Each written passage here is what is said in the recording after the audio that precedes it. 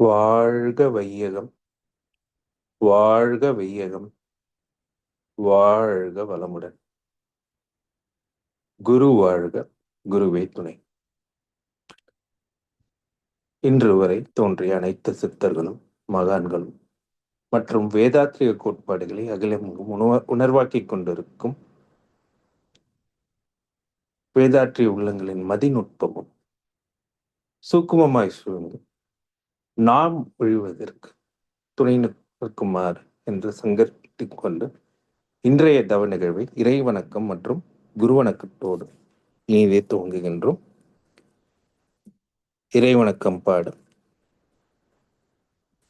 அருள்நிதி ஜமுனா ராணி அம்மா அவர்களையும், குரு வணக்கம் பார் அருள்நிதி ஆனந்த் வெங்கடேஷன் ஐயா அவர்களையும் அன்புடன் அழைக்கின்றோம். வாழ்க வளமுடன்.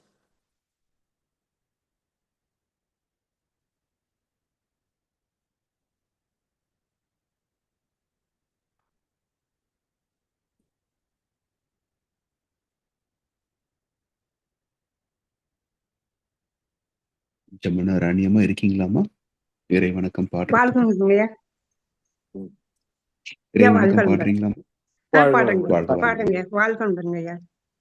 வாழ்க வையகம், வாழ்க வையகம், வாழ்க வளமுடன். குரு வாழ்க, குருவே துணை. இறை வணக்கம். எல்லாம் வல்ல தெய்வமது எங்கும் உள்ளது நீக்கமர.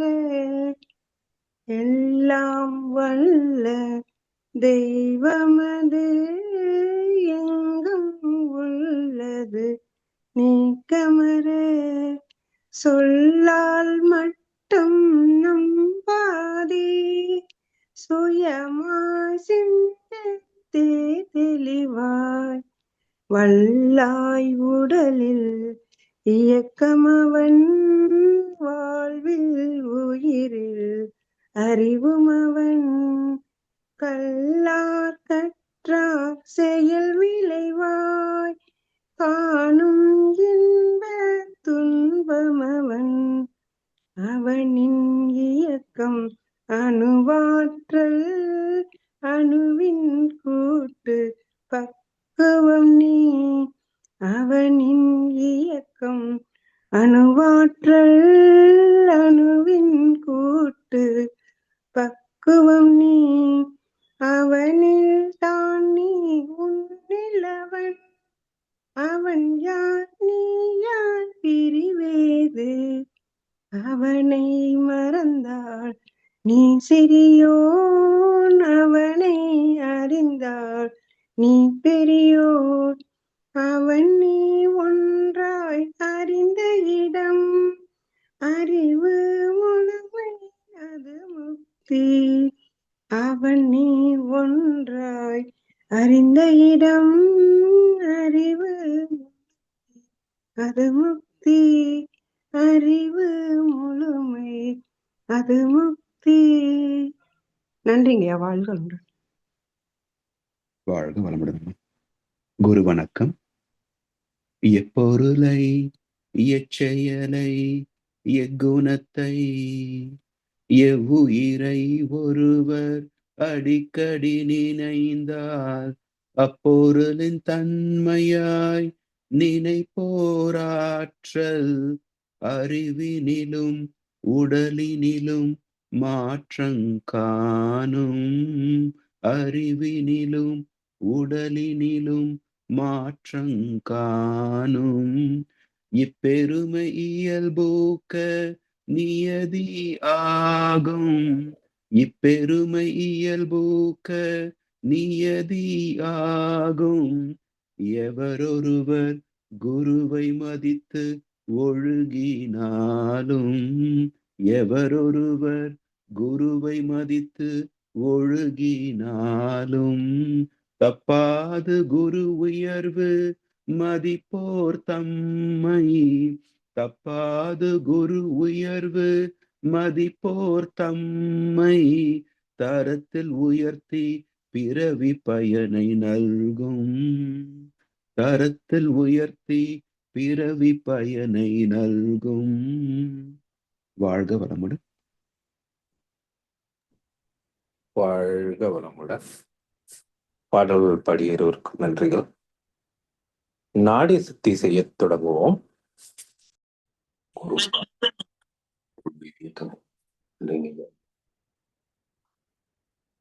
வாழ்க வையகம், வாழ்க வையகம், வாழ்க வளமுடன். இன்று நமக்காக ஆழ்ந்த 9 மைய தவம் நடத்திய அருள்நிதி கார்த்திகேயன் ஐயா அவர்களை வாழ்த்துவோம். அருள்நிதி கார்த்திகேயன் ஐயா அவர்கள் வாழ்க வளமுடன். அவர்களின் அன்பு குடும்பம் வாழ்க வளமுடன். அவர்களின் உடல்நலம், பொருள் வளம், மனவளம் மற்றும் அவர்களின் ஆன்மீக தொண்டு வாழ்க வளமுடன், வாழ்க வளமுடன், வாழ்க வளமுடன்.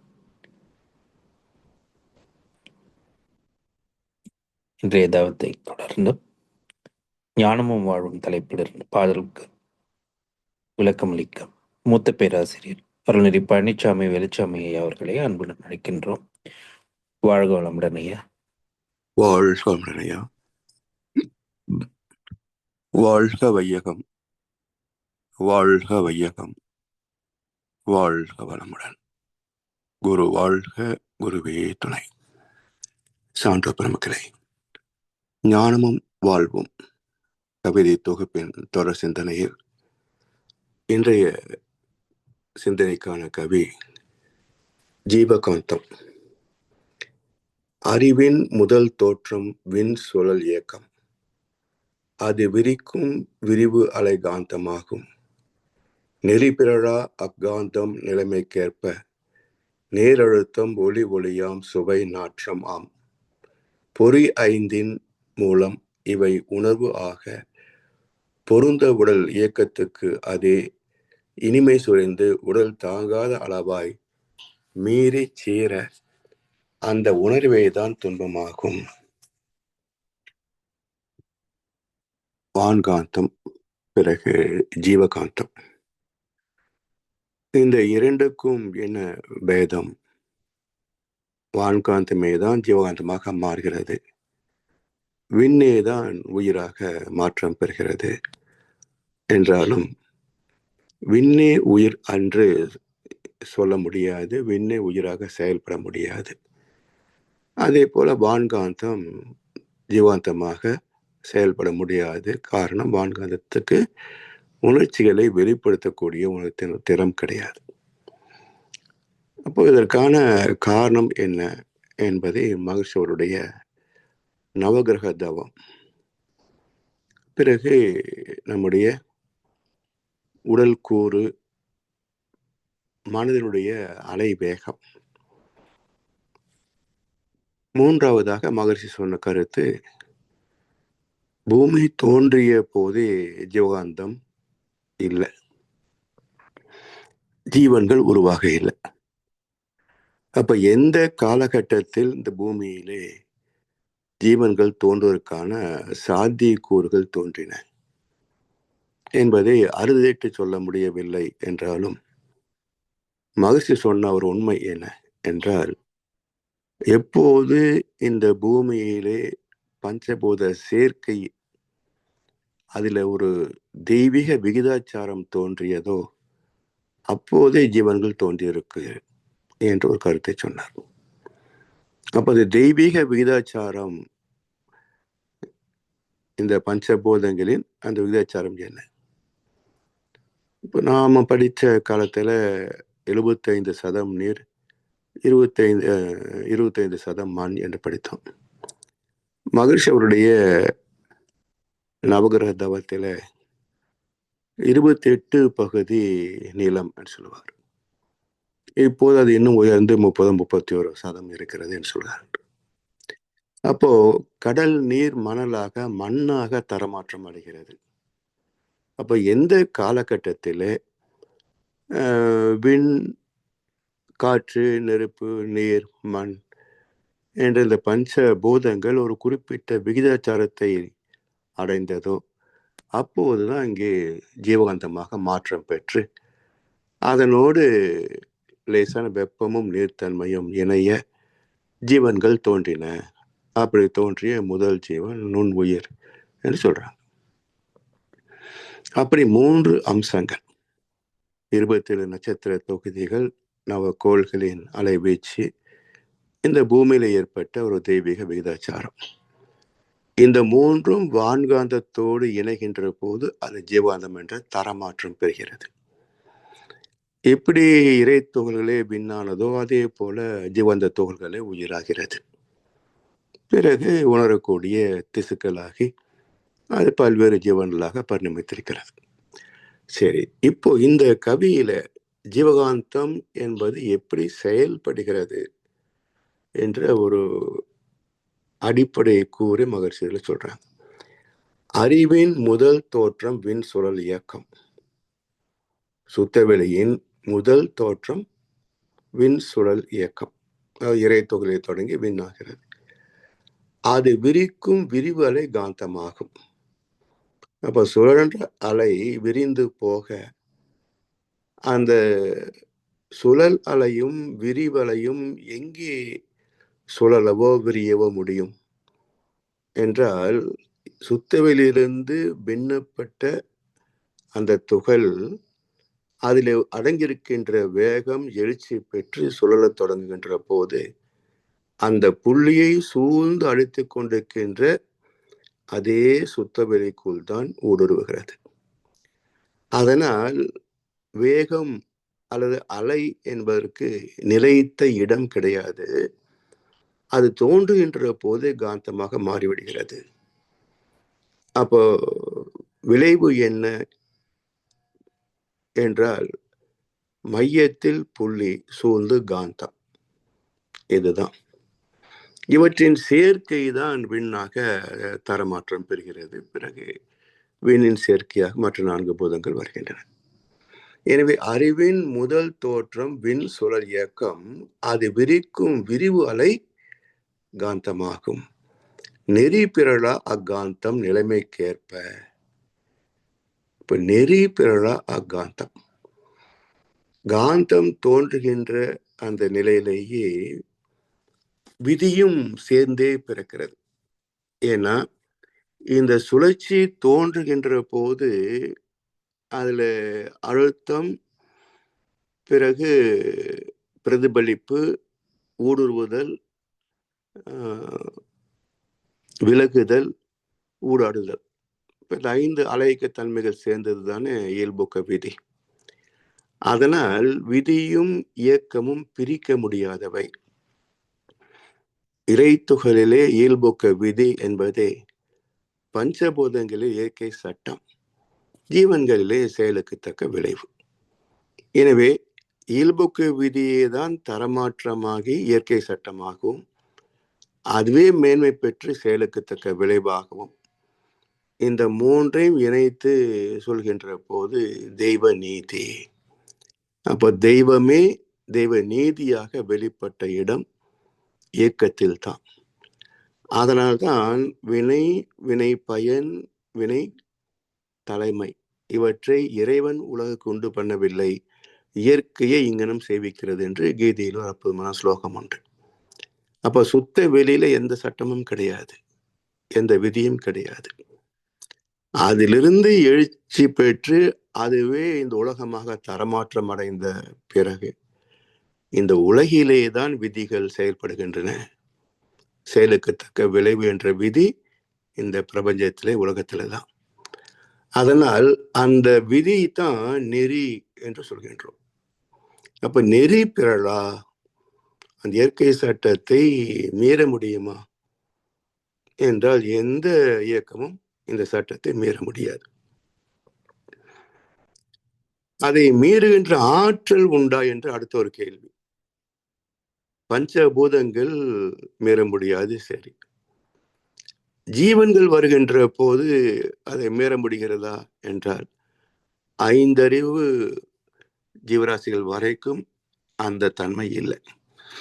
அப்ப இயற்கை சட்டத்தை மதித்தும் எதிர்த்தும் வாழக்கூடிய திறம், அதான் பகுத்தறிவு. அது ஒத்தும் வாழலாம், எதிர்த்தும் வாழலாம். எப்படி வாழ்ந்தாலும் இந்த நெறி என்ற விதி இருக்கிறத, அந்த விதி, அந்த விதிக்குள் தான் இந்த எதிர்ப்பும் அடக்கம். ஒத்துப்போது மட்டும் விதி அல்ல, எதிர்ப்பதும் அதே விதியின் ஒரு கூறுதான். அப்ப ஒத்து போகின்ற கூறுக்கு என்ன சொல்கின்றோம்? ஈர்ப்பு அலைகள், நன்மை தரக்கூடிய ஆக்கப்பூர்வமான கிரியேட்டிவ் வேவ்ஸ், ஆக்கப்பூர்வமான அலைகள், பாசிட்டிவ் வேவ்ஸ்.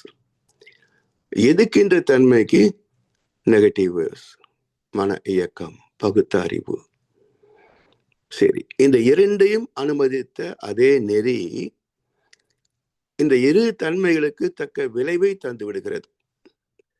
அப்போ இயற்கை சட்டத்திலே அல்லது தெய்வ நீதியில ஒத்தும் எதிர்த்தும் வாழ்வதும் அனுமதிக்கப்பட்டவை தான் என்றாலும், ஒத்து வாழ்கின்ற போது ஒரு வகை விளைவும், மறுத்து வாழ்கின்ற போது வேறு வகையான முரண்பட்ட விளைவும் என்று இருமை தன்மையாக வெளிப்படுகிறது. அப்ப பாசிட்டிவ் வேவ்ஸ் என்ற ஈர்ப்பு தன்மைக்கு விளைவாக நன்மைகளும், நெகட்டிவ் வேவ்ஸ் என்ற விளக்கும் தன்மைகளுக்கு எதிராக விளைவாக அழியும் தன்மைகளும் விளைவாக வருகின்றன. அப்ப அந்த இரண்டும் இணைந்ததுதான் நெறி அல்லது விதி அல்லது சீர் என்று சொல்கின்றோம். அப்ப நெறி பிறழா அக்காந்தம் நிலைமைக்கேற்ப, இந்த இரண்டு விதிகளிலிருந்து அது தனித்து நிற்பதே கிடையாது, மறந்து போவதே கிடையாது. அதற்கு சீர் விளைவாக அமைவது எது என்றால் நேர் அழுத்தம், ஒளி ஒளியாம், சுவை நாற்றம் ஆம். பொறி ஐந்தின் மூலம் இவை உணர்வாக பொருந்த உடல் இயக்கத்திற்கு அதே இனிமை சொரிந்து. ஐந்து விளைவாகிறது: அழுத்தம், ஒளி ஒளி, சுவை, மனம். இந்த ஸ்பரிசம் என்ற ஒரு உணர்வு இல்லை என்றால் பரிணாமமே வந்திருக்காது. நுண் உயிர் என்ற முதல் ஜீவன் தோன்றியது இல்லையா?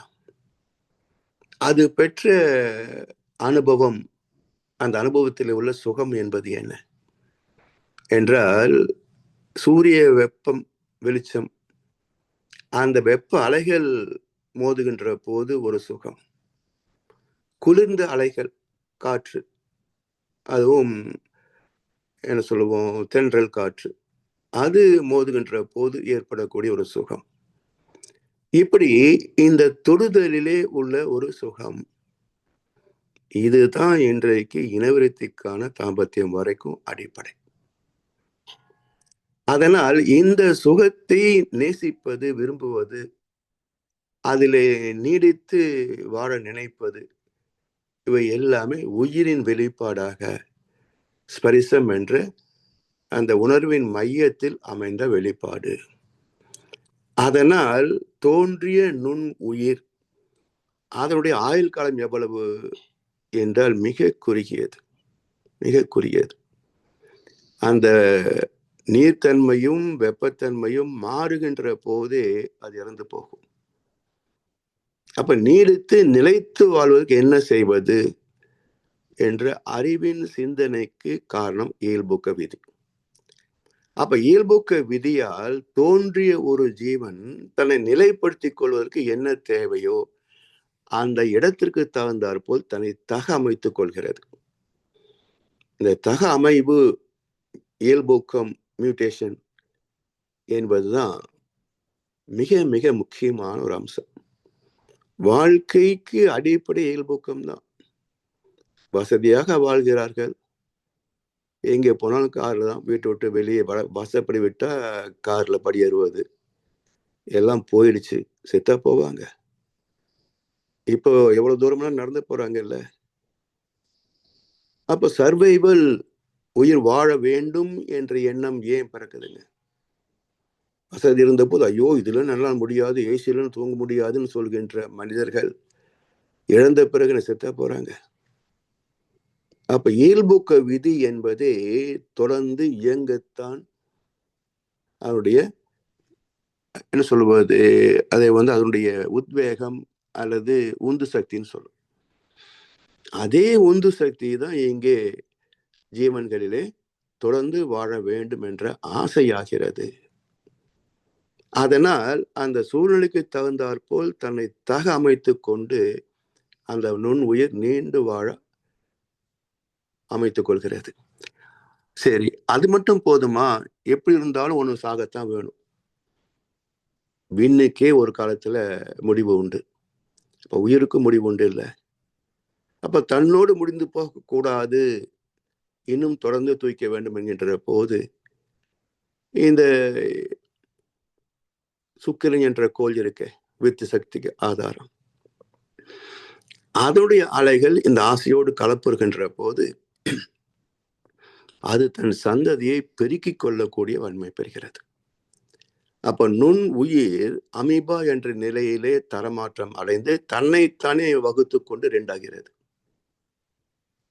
இப்படி தொடர்ந்து சந்ததியை உருவாக்குகின்ற ஆசை நுண்ணுயில இருந்தாலும் அதுக்கு துணை செய்தது வித்து சக்திக்கு காரணமாகிய சுக்கிரன் என்ற கோளினுடைய அலைகள். இப்படி நேர் அழுத்தம், பிறகு அதுவே ஓசை உணரக்கூடிய, பிறகு வெப்பத்தை உணரக்கூடிய, காட்சிகளாக அறியக்கூடிய, சுவையை அறியக்கூடிய, மனத்தை உணரக்கூடிய, இப்படி ஐம்புலனாக வெளிப்பட்டு பொறி ஐந்தின் மூலம் இவை உணர்வாக பொருந்த உடல் இயக்கத்திற்கு அதை இனிமை சொரிந்து சுகமாத்தான் இருக்குது. எல்லாமே அளவு முறை என்ற எல்லைக்குள் சுகமாகத்தான் இருக்கிறது.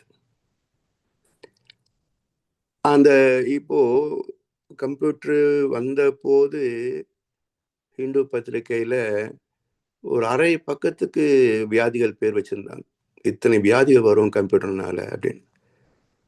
ஸோ அன்றைக்கு இருந்த விஞ்ஞானி ஏதோ கண்டுபிடிச்சிருப்பாரோ என்னவோ, இத்தனை வியாதி சொல்லிட்டாங்க.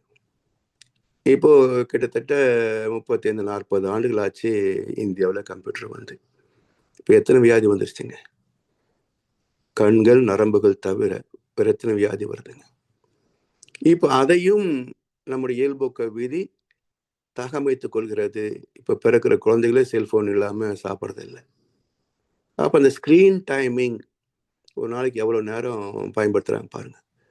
அப்போ ஜீவாந்தம் அந்த அளவுக்கு செலவாகின்ற போது அடுத்த விளைவு என்னன்னு பாருங்க, இம்பார்ட்டன்சி. அப்போ வித்து சக்தியுடைய இருந்த ஆற்றல் எல்லாம் இதுல செலவாக அதன் விளைவு என்ன என்று சொன்னால் சந்ததி உருவாக்குகின்ற ஆற்றல் குறைந்து போகிறது.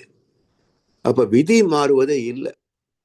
இயல்போக்கத்தால் நம்ம என்ன தேவைகளை ஒட்டி செயல்பாடுகளை ஆசைகளை பெருக்கிக் கொண்டாலும் விதியை முயற முடியுமான்னு பார்த்தா முடிவது இல்லை. அது ஒன்னிலிருந்து இன்னொன்னு எடுத்து கொடுத்துரும், அவ்வளவுதான். அப்ப அதுக்குரிய விளைவை சந்திக்க வேண்டியிருக்கும். இப்படி இந்த 5 புலன்கள் மூலம் நாம் சுகத்தை தான் தூய்க்கிறோம். சுகத்திற்காகத்தான் புலன்களே வந்தன. இந்த புலன்கள் இல்லை என்று சொன்ன வாழ்க்கையில என்ன இருக்கு யோசிச்சு பாருங்க. வாழ்வதில் அர்த்தமும் இருக்காது. சரி, இந்த புலன் வாழ்க்கையே சாஸ்வதமா என்று அதிலே மூழ்கி போகின்ற போது அடுத்த சிக்கல் என்ன என்றால் நோய்கள், பற்றாக்குறை, பொருளாதார குறைபாடுகள், குற்றங்கள் இப்படி வந்துடுது. அதனால் இந்த 5 புலன்கள் மூலம் பெறுகின்ற சுகம் என்பது லிமிட் அண்ட் மெத்தடாலஜி, அளவு முறை என்ற எல்லைக்குள் தான் அது சுகத்தை தரும். உடல் ஆற்றல் மீறுகின்ற போது அல்லது பொருந்தாத ஒன்றை செய்கின்ற போது அதுவே நெகட்டிவ் சைடு, துன்பத்திற்கான கதவை திறந்துவிடும். எனவே இனிமை சொரிந்து உடல் தாங்காத அளவாய் மீறி சீர அந்த உணர்வே தான் துன்பமாகும். அப்ப இன்பத்தின் அளவு முறை மாறும் போது ஏற்படும் போர் பொருத்தமில்லா உணர்ச்சியேதான் இன்பத்தின் மறு பெயரான் துன்பமாகும். அப்ப இன்பம் யாவுமே துன்பமாகுமே, இதுதான் வாழ்வின் அனுபவமே. அப்போ இன்பம் மட்டுமே வேண்டும் என்று விரும்புகின்றோம். துன்பத்தை எந்த ஜீவனும் நேசிப்பது இல்லை, விரும்புவதில்லை, வரவேற்பது இல்லை. கோடிக்கணக்கான பக்தர்கள் கோவில சுத்துறாங்க. யாராவது கோடி வகை நோய் கொடையா, சாகும் வரை அழவிடையான்னு வரம் கேட்பாங்களா? யாரும் கஷ்டத்தை கேட்கறது இல்லை. இருக்கிற சின்ன தலைவலி கூட போகணும்னு தான் விரும்புவார்களே தவிர எந்த மனிதனும் துன்பத்தை வரம் கேட்பது இல்லை. அப்ப விரும்பாத ஒன்று ஏன் வருகிறது? அங்கதான் யோசிக்கணும். விரும்பாத ஒன்று ஏன் வருகிறது? அப்போ தெய்வத்தை வணங்குவதனால் மட்டுமே துன்பங்கள் நீங்கி விடுமா? வந்த வினையும் வருகின்ற வல்வினையும் கந்தன் என்று சொல்ல கலங்குமே. விநாயகனே வினை தீர்ப்பவனே. இதில் பொய் வார்த்தைகளா? இல்ல, புரிதலிலே எதிர்கோணம். விநாயகனே வினை தீர்ப்பவனே. வினை விளைவல்ல. வந்த வினையும் வருகின்ற வல்வினையும் கந்தன் என்று சொல்ல கலங்கும். வினை விளைவு அல்ல. அப்ப என்ன கருத்து இதுல என்றால், இறைவனை பக்தியின் மூலமாக சார்ந்து விடுகின்ற போது, உண்மையான பக்தி என்பது நம்பிக்கை. அப்ப இறை நம்பிக்கை என்பது என்ன? இறைவன் எதை தருகிறானோ அதை ஏற்றுக்கொள்வது. எதை மீது ஆசைப்படக்கூடாதுங்க. Desiring itself is against the God என்பார் Osho. Desiring itself is against the God. கோவில போய் எனக்கு இது வேண்டும் என்று கேட்டால் இவன் தான் உண்மையான அசல் நாத்திகன். கடவுள் இல்லை என்று சொல்பவன் நாத்திகன் அல்ல. கடவுள் கொடுக்காம போயிட்டா என்ன பண்றதுன்னு சொல்லி தினம் தினம் நச்சரிக்கிறானே, இவன் தான் நாத்திகன். அப்ப உண்மையான நம்பிக்கை பக்தி என்பது என்ன என்று சொன்னால், கீதையில் அருமையான ஒரு ஸ்லோகம் உண்டு. எது தானாக வந்து அமைகிறதோ அதை முழு மனதோடு துய்ப்பவன், எதை மீதும் ஆசை வைக்காதவன். எதை மீதும் ஆசை வைக்காதவன். இதத்தான் தோஷம் சந்தோஷம் அப்படிம்பாங்க. சந்தோஷம் என்றால் தெய்வ நீதியின்படி, கர்ம பலன்படி, சமுதாய அமைப்பின்படி எது தானாக வந்து நமக்கு சேர்கிறதோ அந்த நன்மைகளை துய்ப்பது சந்தோஷம். ஒரு சுகத்தை, ஒரு மேன்மையை, வசதி எதிர்பார்த்து நாம தர்மத்தின் வழி தவறி அதர்மத்தில் விழுகின்ற போது, வாசல் ஒன்று இருக்கும், ஆசை கொண்ட நெஞ்சம் தன்னில் வழி இரண்டு இருக்கும் என்றார் கண்ணதாசன். வாசல் ஒண்ணுதான், செயலுக்கு தக்க விளைவு. ஆனால் ஆசை கொண்ட நெஞ்சம் தன்னில் வழி இரண்டு இருக்கும். ஒன்று தர்ம வழி, இன்னொன்று அதர்ம வழி. அப்ப அதர்மத்தில் விழுகின்ற போது அதுக்கு தகுந்த விலை வந்துடும் இல்ல. அதனால் இங்க என்ன சொல்ல வந்தாங்க என்றால், தெய்வத்தை சார்ந்து விடுகின்ற போது எனக்கு என்ன தேவையோ அது நீ கொடுப்பா. நீ பிதாவை நோக்கி இன்னது வேண்டும் என்று கேட்பதற்கு முன்னால் உனக்கு இன்னது தேவை என்பதை அவர் அறிந்திருக்கிறார். வேண்டியன அறிவோய் நீ, வேண்டியதெல்லாம் தருவோய் நீ என்றார் வள்ளல் பெருமான். அப்ப கேளுங்கள் தரப்படும் என்று சொன்ன இயேசு பிரான் அடுத்த வசனத்திலே என்ன சொன்னாரு? நீ பிதாவை நோக்கி இன்னது வேண்டும் என்று கேட்பதற்கு முன்னால் உனக்கு இன்னது தேவை என்பதை அவர் அறிந்திருக்கிறார். அப்ப எதை கேட்கறது? கேட்கதா வேண்டாமா? முதல் வசனத்துல கேளுங்க நீங்க, அடுத்த வசனத்துல அவருக்கு தெரியுன்றீங்க. அப்ப கேட்பதா வேண்டாமா என்றால், ஒரு 7-8 வசனத்துக்கு பிறகு சொல்றாரு, நீ பிதாவிடத்துல எதை கேட்க வேண்டும் தெரியுமா? பரமண்டலத்தில் உம்முடைய ராஜ்யம் நடப்பது போல என்னிலும் நடப்பதாக என்று கேள். பரமண்டலத்தில் தேவனின் ராஜ்யம் என்ன? எல்லாம் இயங்குகிறது. எதுக்காக ஆசை இருக்கா? எல்லா ஜீவனும் வாழ்கின்றன 5 அறிவு வரைக்கும். எதற்காக ஆசை இருக்கா? அப்ப மனுஷனுக்கு மட்டும் எதுக்கு இந்த விதிவிலக்கு? இந்த விதிவிலக்கில் ஏன் சிக்கணும்? அதர்மம் என்பது மனுஷனுக்கு மட்டும்தான், அதுலயே நம்ம சிக்கிறோம். அப்ப ஆசையை முன்னே வைத்து தர்மத்தை பின்னே வைத்தால் அதர்மத்தில்தான் சிக்குவோம். அதர்மத்தின் விளைவு துன்பங்கள். அதனால் தெய்வத்தை நம்புகிறேன் என்றால் தெய்வத்தை சார்ந்து விடுவது, அதுவாக எதை தருகிறதோ கர்ம பலன்களின் அடிப்படையில் தெய்வம் எதை தருகிறதோ அதிலே நிறைவு பெறுவது, நானாக எதையும் ஆசைப்படாமல் இருப்பது. இப்படி தெய்வத்தை சார்ந்து விடுகின்ற போது, விநாயகனை சார்ந்து விடுகின்ற போது, விநாயகனே வினை தீர்ப்பவனே, அதர்மத்தை செய்யாம என்னை காப்பான். வந்த வினை, ஒரு ஆசை வந்து நிக்கிது, நான் 1 கோடி கையில் வச்சு நிக்கிறான், நீ எனக்கு கையெழுத்து போட்டு கொடு, நான் 4000 கோடி சம்பாதிப்பேன்றான்.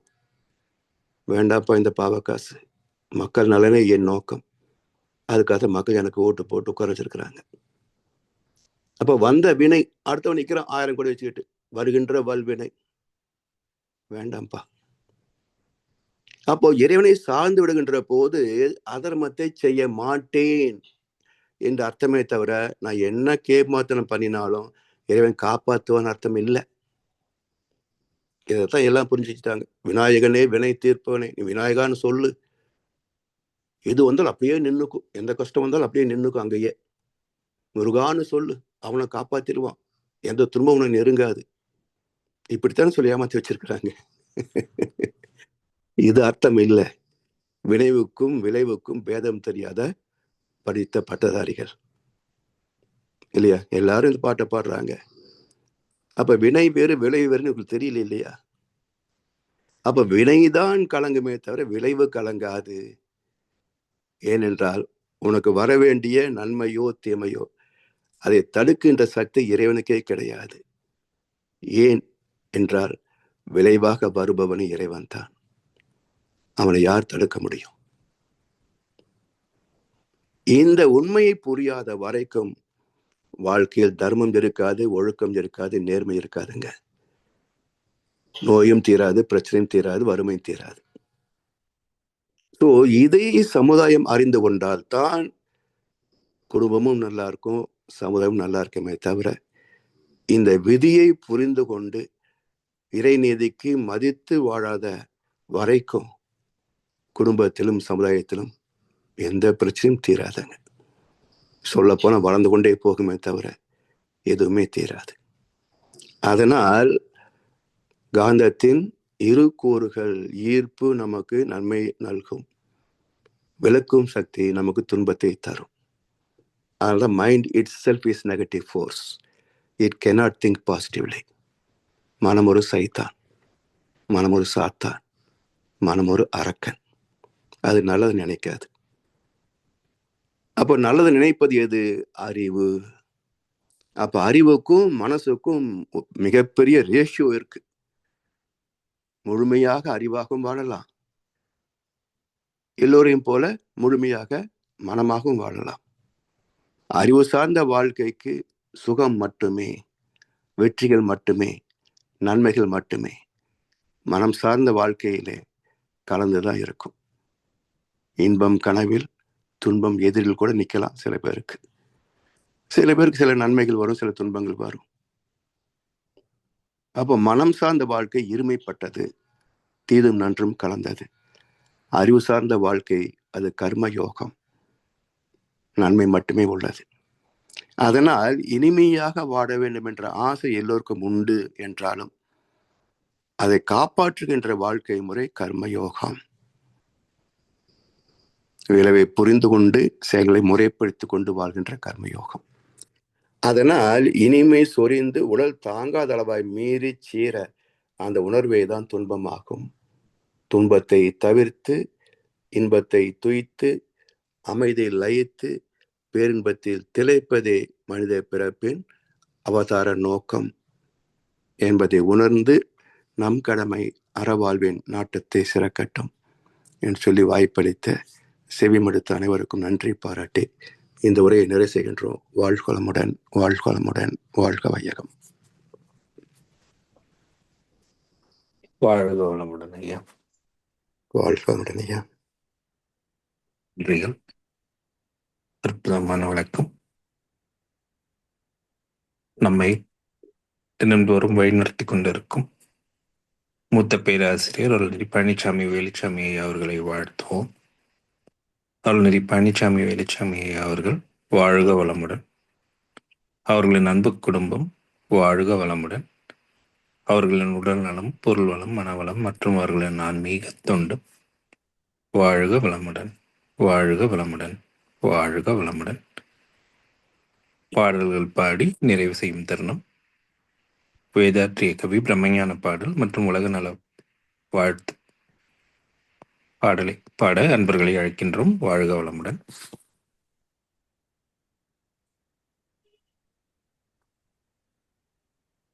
ஐயா பாடவாயா வேதாத்திரிய பாடல் பாடுங்கம்மா. வாழ்க வையகம், வாழ்க வையகம், வாழ்க வளமுடன். குரு வாழ்க, குருவே துணை. வேதாத்திரிய பாடல். போரில்லா நல்லுலகம், பொருள் துறையில் சமநீதி, நேர்மையான நீதிமுறை, நில உலகு வாழ்க்கை கோராட்சி, முடியுமா? சீர் செய்த பண்பாடு, சுத்தம் சிந்தனை முடிச்சிட்டு கீதா?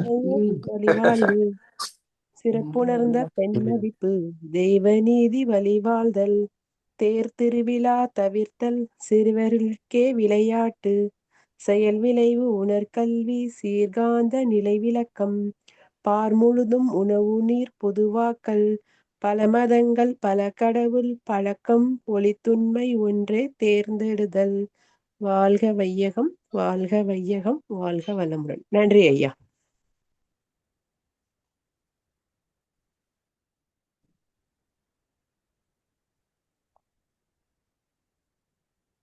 பிரம்மஞான கவி பாட வரீங்களா? ஐயா பாடலாங்களா? பாடுங்கம்மா, பாடுகிறோம். வாழ்க வாழ்க வையகம், வாழ்க வையகம், வாழ்க வளமுடன். குரு வாழ்க, குருவே துணை. பிரம்மஞான கவி.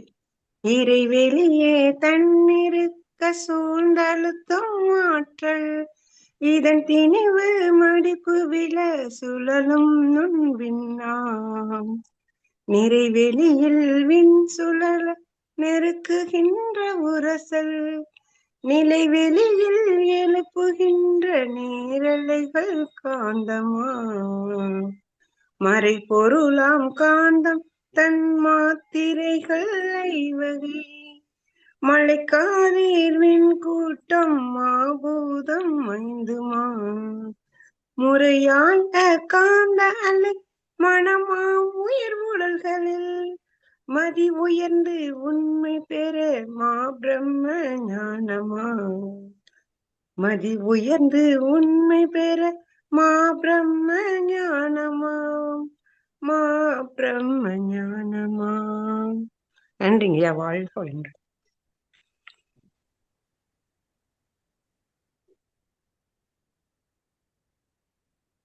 வாழ்க வளமுடன்.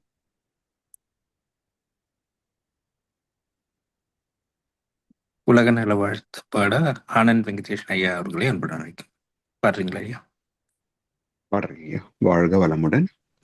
உலகமெல்லாம் பருவமழை ஒத்தபடி பெய்யட்டும், உழவரெல்லாம் தானியத்தை உவப்புடனே பெருக்கட்டும், பல தொழில்கள் புரிகின்ற பாட்டாடி உயரட்டும், பகுத்துணர்வில் தொகுத்துணர்வு பண்பாட்டை உயர்த்தட்டும், கலகங்கள் போட்டி பகை கடந்து ஆட்சி நடக்கட்டும், கல்லாமை கடன் வறுமை கலங்கங்கள் மறையட்டும், நலவாழ்வை அளிக்கும் மெய் ஞான ஒளி வீசட்டும், நம் கடமை அறவாழ்வின் நாட்டத்தே சிறக்கட்டும், நம் கடமை அறவாழ்வின் நாட்டத்தே சிறக்கட்டும், நம் கடமை அறவாழ்வின் நாட்டத்தே சிறக்கட்டும். வாழ்க வையகம், வாழ்க வளமுடன். வாழ்க வையகம், வாழ்க வளமுடன். வாழ்க வையகம், வாழ்க வளமுடன். நன்றிங்க ஐயா. வாழ்க வளமுடன். வாழ்க வளமுடன். இன்றைய தளத்தில் கலந்து கொண்ட அன்பர்கள், வார்த்தை வழிநடத்துவோர், நற்சிந்தனை வழங்கியோர், பாடல்கள் பாடியோர் அனைவரும் வாழ்க வளமுடன். அவர்களின் அன்பு குடும்பம், அவர்களின் உடல் நலம், மனவளம், பொருள் வளம், அருள் தொண்டு, ஆன்மீக தொண்டு, வாழ்க வளமுடன், வாழ்க வளமுடன், வாழ்க வளமுடன். இத்துடன் இன்றைய காலை தவம் நிகழ்வு மகிழ்வோடும் நிகழ்வோடும் இனிதே நிறைவு பெறுகிறது. இறையர்களும் குருவர்களும் நம் அனைவரும் எப்பொழுதும் சூழ்ந்திருந்து நம்மை இந்த இறைநிலையுணர் பயணத்திலே சிறந்த முறையில் வழிநடத்தட்டும் என அனைவரையும் வாழ்த்தி வணங்கி நன்றி கூறி அமைகிறோம். வாழ்க வையகம், வாழ்க வையகம், வாழ்க வளமுடன்.